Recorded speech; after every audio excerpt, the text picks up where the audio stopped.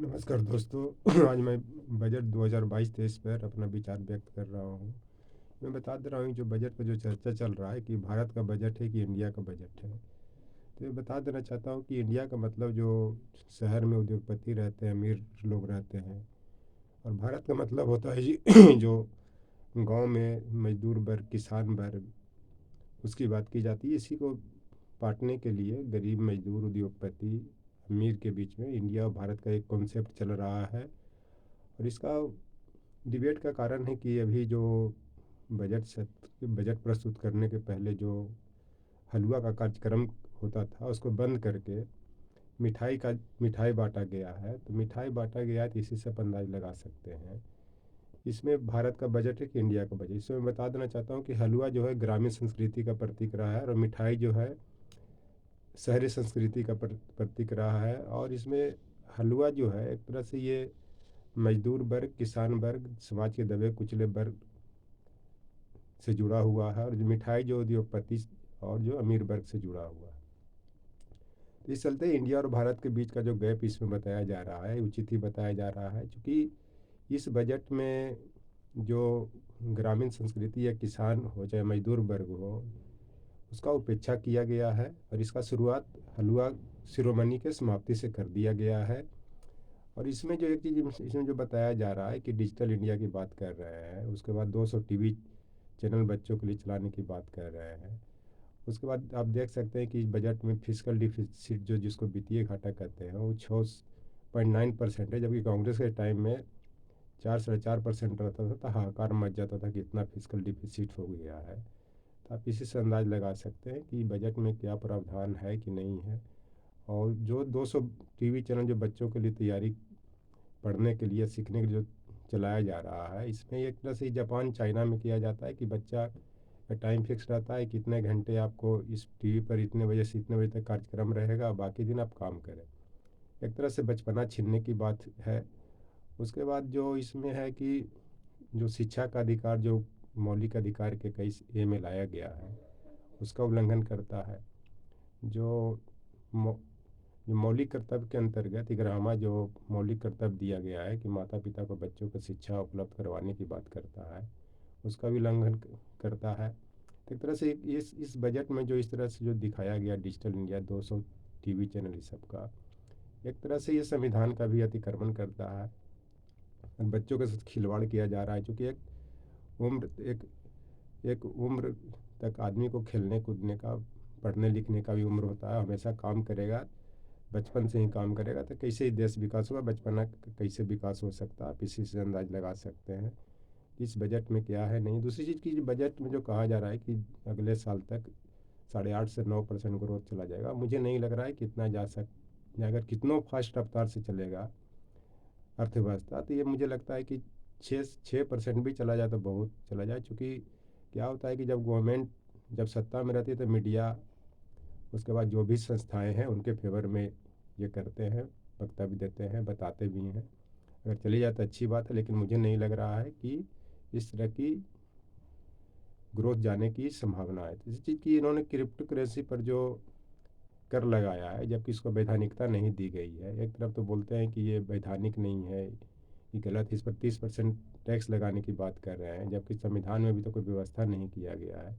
जो कोई कर को तो गवर्नमेंट कम कर सकती है, लेकिन बढ़ाने के लिए या नया लगाने के लिए कानून बनाना पड़ेगा, तभी ये कर ये वैध माना जाएगा। एक तरह से तो इनको आप अवैध करते हैं और कर लगा के वैध बना रहे हैं। तो क्रिप्टो करेंसी को अब किस तरह से इसमें दिखा रहे हैं, ये किसी से छिपा हुआ नहीं है।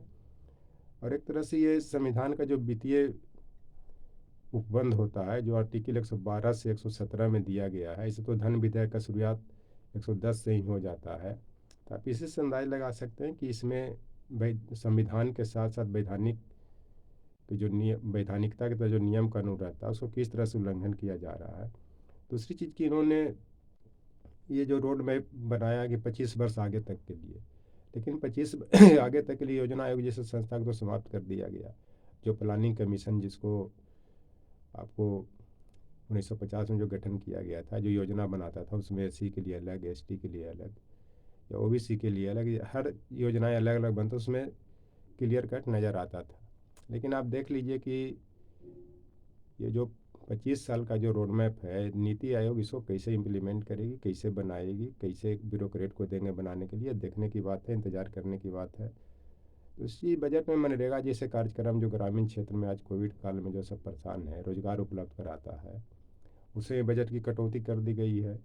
खाद्य सुरक्षा एक्ट के 2013 के तहत जो भी इनमें जो खाद्यान्न की सुरक्षा के बाद उनमें सब्सिडी की कटौती कर दी गई है, जो खास करके मजदूर समाज के दबे कुचले लोगों को खाद्यान्न उपलब्ध करवाया जा रहा है कोविड काल से, उसमें भी कमी कर दी गई है। तभी से अंदाज लगा सकते हैं कि इस ऐसे कार्यक्रमों को समाप्त करने से या इसमें बजट में कमी आने से, बजट में कमी का मतलब तरह से धीरे धीरे इसको समाप्त करने की ओर गवर्नमेंट अग्रसर है। तो अपन अंदाज लगा सकते हैं कि इससे क्या हो। एक चीज़ प्रधानमंत्री जी नारा देते थे कि हवाई चप्पल पहनने वाले हवाई जहाज़ में यात्रा करेंगे, लेकिन आज के दौर में देख लीजिए जो हवाई चप्पल पहनते थे वो हवाई चप्पल पहनने लायक भी नहीं है, कि आर्थिक स्थिति से इतना मजबूत नहीं है कि एक हवाई चप्पल भी खरीद के पहन सकते हैं। खास करके मजदूर वर्ग, किसान वर्ग, ये किसी से छिपा हुआ नहीं है। आप इसी से अंदाज लगा सकते हैं कि क्या देश में हो रहा है, नहीं हो रहा है, किस तरह से चल रहा है। दूसरी चीज़ कि मोदी जी का जो भी डिजिटल प्लान रहा है, चाहे प्रधानमंत्री स्किल डेवलपमेंट हो या फिर डिजिटल इंडिया का कार्यक्रम हो या जो भी राज, सब फेल हो गया। इस किसी से छिपा हुआ नहीं है, चूँकि जब भी 2014 में सत्ता में आए थे तो सभी डिजिटल इंडिया के हैं, उसी समय से बात कर रहे हैं, लेकिन आज तक इनका कार्यक्रम सफल नहीं हुआ है। कारण कि डिजिटल लिटरेसी की कमी है। जब तक लोगों को डिजिटल लिटरेसी समझ में नहीं आएगा, तब तक ये कार्यक्रम सफल होने की मुझे कम संभावना है। चलते अभी गवर्नमेंट को जड़ पर मजबूत करने की ज़रूरत है। जब कोई डिजिटल लिटरेसी की बात करें, पहले कॉलेज स्कूल हैं उसको पूरी तरह से खोला जाए, कोरोना प्रोटोकॉल की सावधानियों को बरतते हुए, तभी ये मुझे लग रहा है सफल होगा। ऐसे नहीं होगा, ये तो सिर्फ पेपर पर ही काम होता है, ये करप्शन का जड़ बनेगा। क्योंकि पेपर पर काम होता है और दिखाया जाता है कि मैंने ग्राउंड लेवल पर, ग्रास रूट पर काम हो रहा है। ये तो बजट में ऐसा कुछ मुझे दिखाई नहीं दे रहा। तो इसी कारण एक अगेय ने भी असाध्य बिना ने में कविता में दो पंक्तियाँ लिखा था, डूब गए सब एक साथ, सब अलग अलग, एकाकी पार तीरे। वो कहना चाहते हैं कि ये जो गवर्नमेंट जो कोविड काल से ये चल रहा है, जो बजट बनाया है, बजट में सब एक ही साथ जहाँ भी जाएंगे सब डूब जाएंगे, चाहे गरीब हो, मजदूर हो, किसान हो या मध्यम वर्ग हो। और दूसरी बजट में देख रहे हैं कि कुछ लोग को ही फायदा हुआ है। जैसे अमीर वर्ग मान लिया जाए 100 लोग करोड़पति अरबपति बन गए, बाकी तो रोड पर ही हैं। 50 करोड़ के आसपास बेरोजगारी चली गई है, कोई खाने के लिए तरस सकते हैं। तो इसी संदर्भ में कविता उन्होंने कहा था कि कुछ लोग को फ़ायदा होगा, कुछ लोग लाभ कमाएंगे। वो आपातकाल परिस्थिति में, प्राकृतिक आपदा की स्थिति में, लेकिन इसके कारण सब लोग डूब जाएंगे। सब लोग डूबने का मतलब कि 90 से 95% लोग डूब जाएंगे, माने बर्बाद हो जाएंगे, बाकी 5% ही बनेंगे।